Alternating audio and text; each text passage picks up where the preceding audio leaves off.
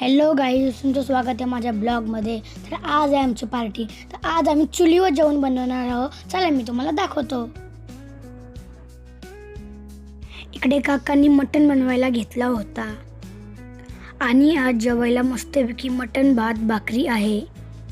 आणि इकडे दादा पण मटण बनवायला मदत करत होता काकांना, म्हणजे छोटी मोठी मदत.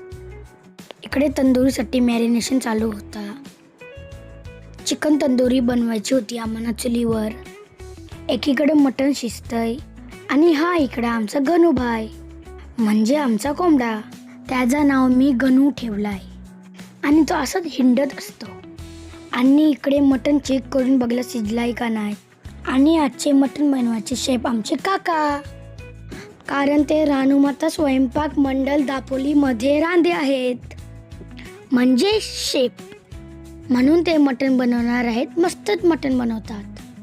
आणि आज आमची आत्यासा पण येणार होती पार्टीला. आणि इकडे मोठे पप्पा आम्हाला लाकडं बिकडं तोडून देत होते चुलीसाठी. इथे तुम्ही बघू शकता रात्री आत्यासा पण आली होती. आणि सगळ्यांचा हाय हॅलो. इकडं आपली तंदुरी भाजायचं काम चालू होता. मस्तपैकी तंदुरी भाजत लावली होती. आणि सगळं झाल्यावर आम्ही बसलो जेवायला मस्तपैकी मटण भात चिकन तंदुरी भाकरी असं जेवायला होता. आणि आम्ही सगळी जेवतो, तुम्ही पण या जेवायला. आणि आजच्या पार्टीचे स्पॉन्सर होते आमचे बाबा.